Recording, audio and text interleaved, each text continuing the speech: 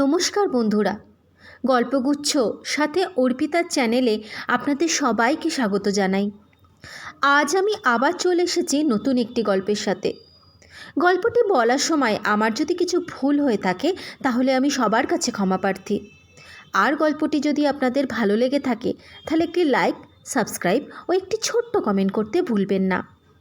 আপনারা কমেন্ট করলে তবেই আমি জানতে পারবো আমার গল্প পাঠ আপনাদের কেমন লাগছে। তাহলে চলুন শোনা যাক আজকের গল্প বিভূতিভূষণ বন্দ্যোপাধ্যায়ের লেখা গঙ্গাধরের বিপদ। গল্প পাঠে আমি অর্পিতা। অনেক দিন আগের কথা। কলকাতায় তখন ঘোড়ার ট্রাম চলে। সে সময় মশলা পোস্তায় গঙ্গাধর কুণ্ডুর ছোটোখাটো একখানা মশলার দোকান ছিল। গঙ্গাধরের দেশ হুগলি জেলার চাঁপাডাঙ্গার কাছে। অনেক দিনের দোকান। যে সময়ের কথা বলছি গঙ্গাধরের বয়স তখন 50-এর ওপর। কিন্তু শরীরটা তার ভালো যাচ্ছিল না, নানা রকম অসুখে ভুগত প্রায়। তার ওপরে ব্যবসায় কিছু লোকসান দিয়ে লোকটা একেবারে মুষড়ে পড়েছিল। দোকান ঘরের ভাড়া 2 মাসের বাকি, মহাজনের দেনা ঘাড়ে। দুপুরবেলা দোকানে বসে থেলোউকো হাতে নিজের অদিষ্টের কথাই ভাবছিল সে। আজ আবার সন্ধ্যের সময় গোমস্তা আসবে ভাড়া নিতে বলে শাঁসিয়ে গিয়েছে। কি বলা যায় তাকে? এবারেও যদি তার দেনা শোধ করতে না পারি সে কি আমাকে ছাড়বে? হে ভগবান, আমি কি করব এবার? সেই সময় হঠাৎ এক পুরনো পরিচিতি মহাজনের কথা তার মনে পড়ে গেল। তার নাম খোঁদাদা খাঁ। পেশোয়ারি মুসলমান, মেটে বরুজে থাকে। আগে গঙ্গাধরের লেনদেন ছিল তার সঙ্গে। কয়েকবার টাকা নিয়েছে, শোধও করেছে। কিন্তু সুদের হার বড় বেশি বলে ইদানিং বছর কয়েক সেদিকে যায়নি। ভেবেচিন্তে সে মেটে বরুজেই রওনা হলো। সুদ বেশি বলে আর উপায় কি? টাকা না আনলেই নয় আজ সন্ধ্যের মধ্যে। মেটে বরুজে গিয়ে খোঁদাদা খায়ের নতুন বাসা খুঁজে বার করতে, টাকা নিতে, একটু আধটু গল্পগুজব করতে বেশ দেরি হয়ে গেল গঙ্গাধরের।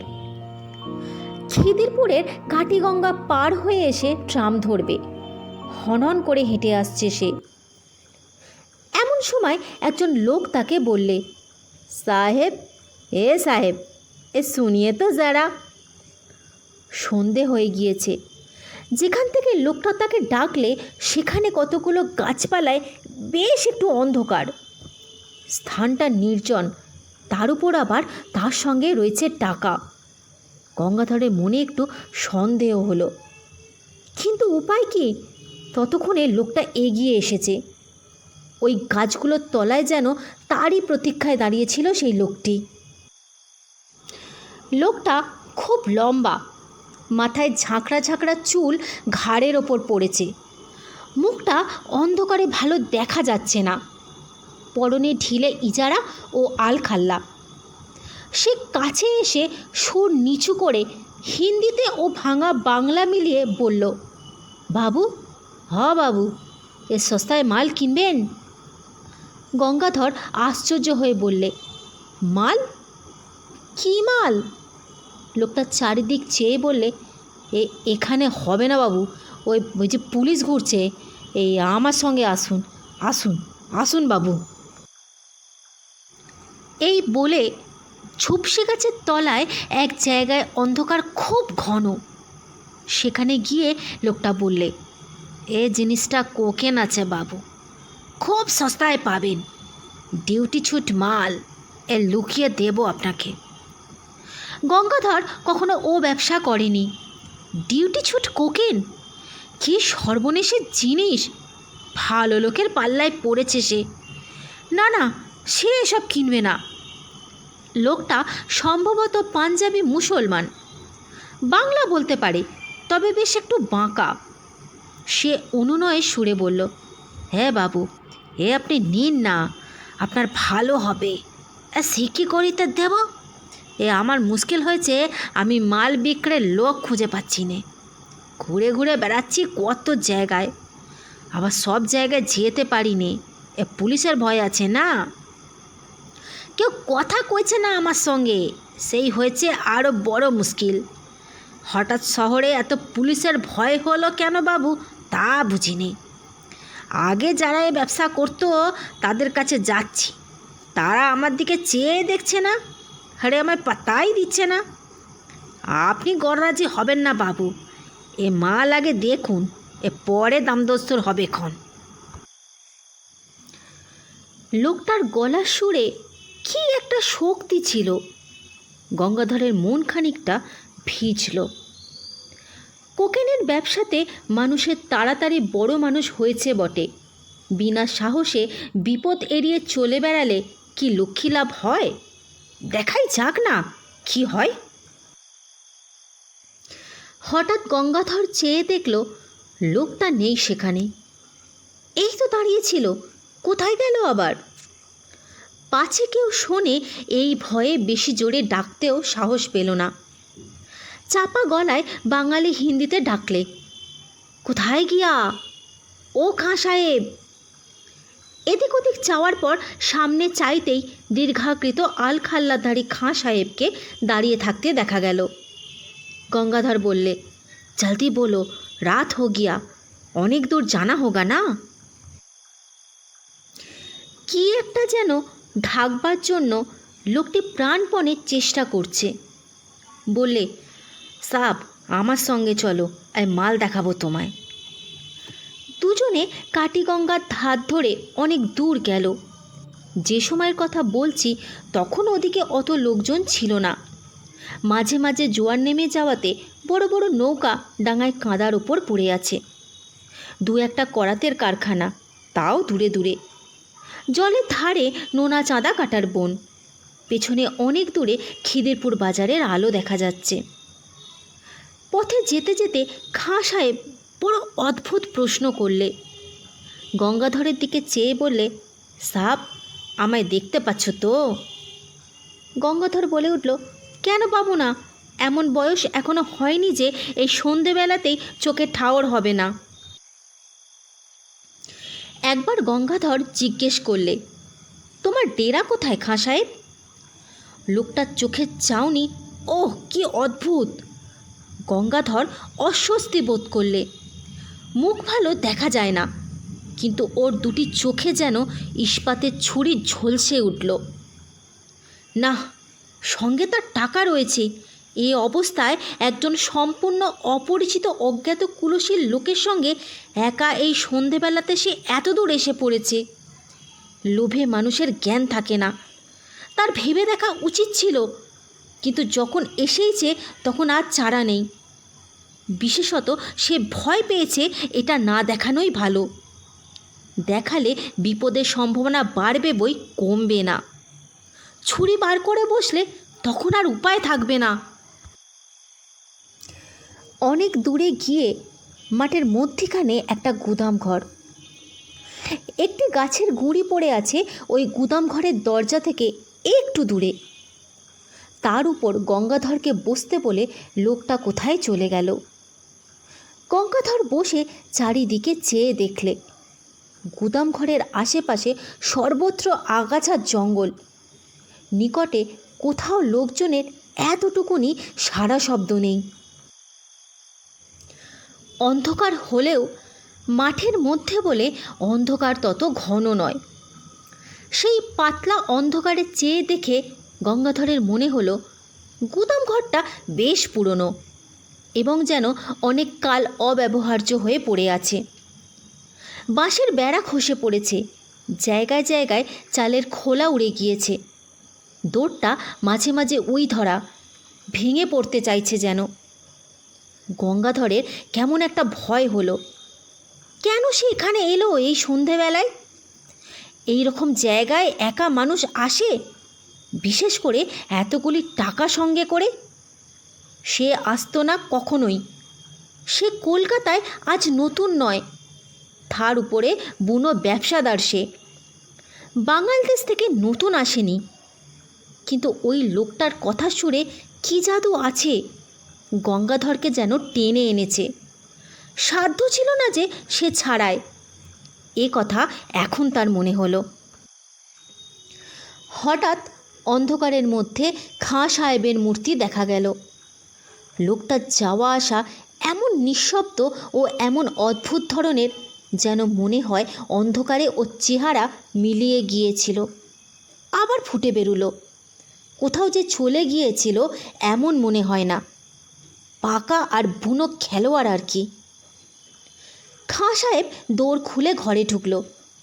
গঙ্গাধরকেও যখন পেছনে পেছনে আসতে বলল, তখন ভয়ে গঙ্গাধরের হাত পা ঝিমঝিম করছে, বুক ঢিপ ঢিপ করতে লাগলো। এই অন্ধকার গুদাম ঘরের মধ্যে নিয়ে গিয়ে ঠিক ওর লম্বা হাত গলা টিপবে কিংবা বুকে ছুরি বসাবে, এই ফন্দিতে এত দূর ভুলিয়ে এনেছে। লোকটা নিশ্চয়ই জানতো যে তার কাছে টাকা আছে, সন্ধান রেখেছিল। কে জানে খোঁদ্দাত খায়ের লোক কিনা। গঙ্গাধরের কপালে অল্প অল্প ঘাম দেখা দিল।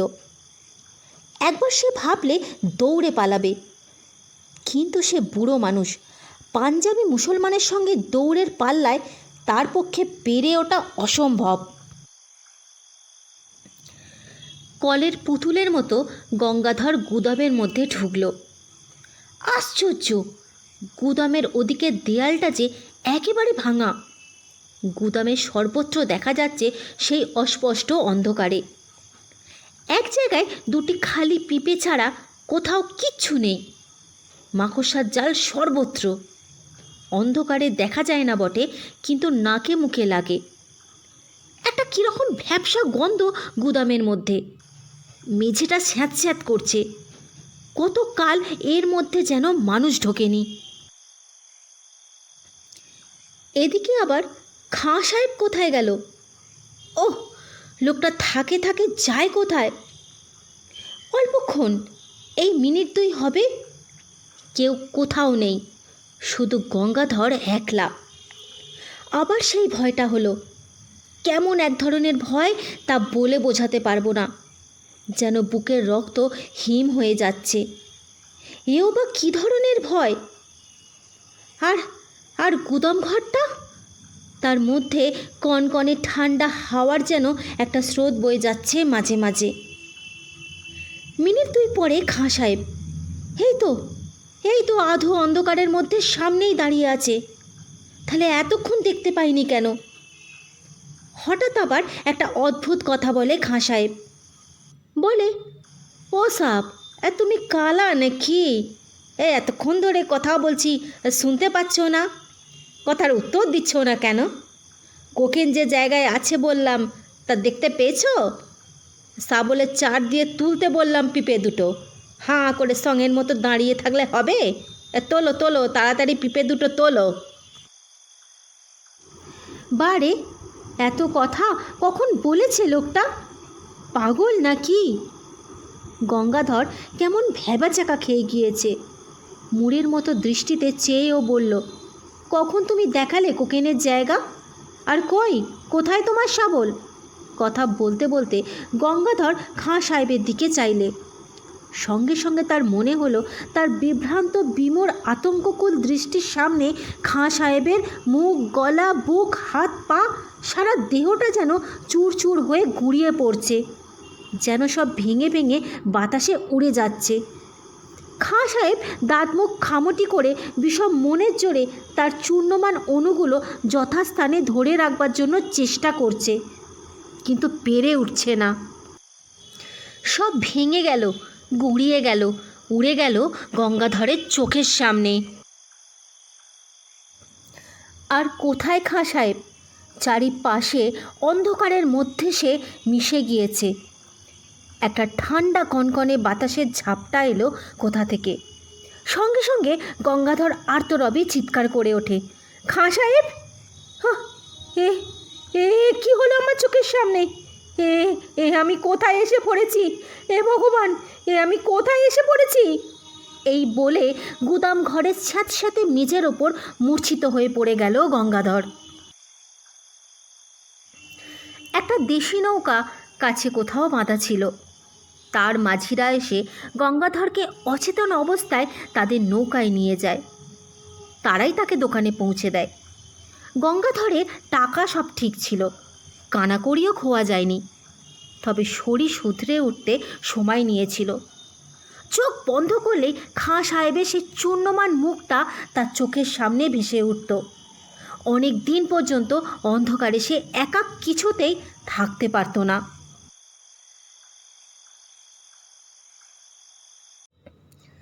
মাস দুই পরে একদিন সকালবেলা মেটে বড়ুচে খোদ্দাদা খায়ের কাছে টাকা শোধ দিতে গিয়ে গঙ্গাধর টাকা নিয়ে যাবার দিন কী ঘটনা ঘটেছিল সেটা বলে।